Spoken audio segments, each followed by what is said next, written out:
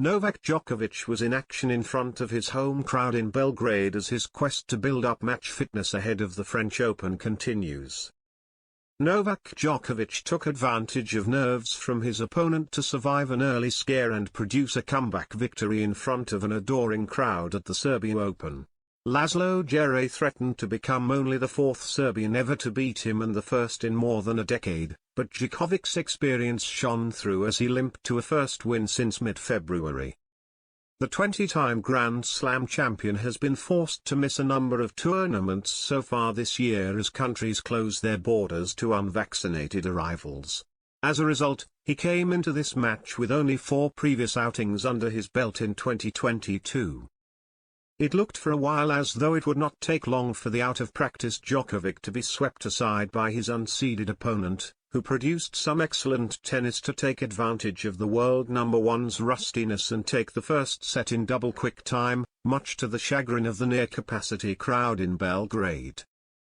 But the nerves later set in for Djere, who began to tighten up and make simple mistakes whenever he had the chance to really take hold of the tie.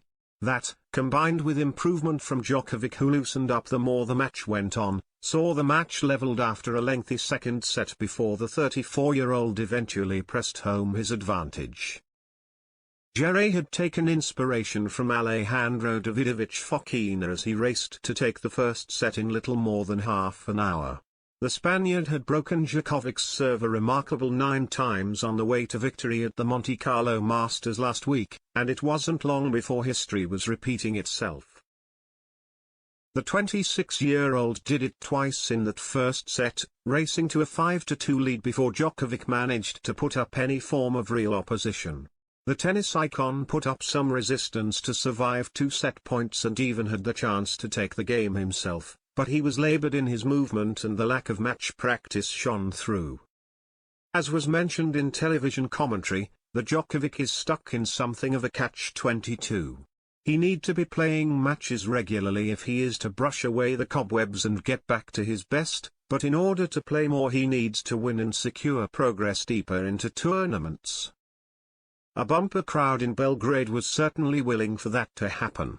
Djere was in the unfortunate position of also playing in front of his own fans, but his points earned only a smattering of polite applause while there were roars of approval whenever Djokovic managed to produce a shot worthy of his reputation and ability.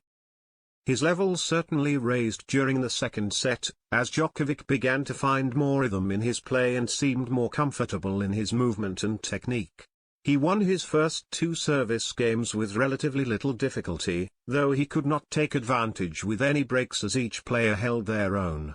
That almost changed at 2-2, but Djere was made to pay for 2 very sloppy forehands and Djokovic roared with delight after a tricky but eventually successful hold. The third break of the match did come the next time the world number one was serving, as his opponent took control of the set as well as the tie.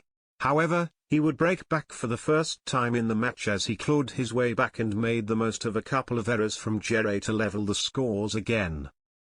Djokovic survived losing the first 2 points of his next service game by keeping things simple and making the most of some perfectly placed serves to keep himself in the fight. He could not build on a run of fine shots as he surrendered Djere's 5th service game of the set rather meekly. Both players then held to make it 6-6 and force an all-important tie-break, though Djokovic will have been frustrated at having spurned 3 set points. In the end he needed 6 of them to level the scores and punish Djere for allowing his nerves to affect his play. From there the 34-year-old was the favourite to press home his advantage and go on to win the match, but it was clear that Djere would not be making it easy for him. In fact, it was the world number 50 who led throughout most of the deciding set as he continued to make life difficult for Djokovic. At this point both players were labouring, having clearly given their all on what was proving to be a slow and cumbersome clay-playing surface. As the match ticked over the 3-hour mark, they were locked at 5-5 in the final set with both players producing some incredible shots and comical errors in equal measure. Predictably, the match was decided by another tie-break, piling pressure on Djere who had won only 1 of 8 he had taken part in this year prior to this match.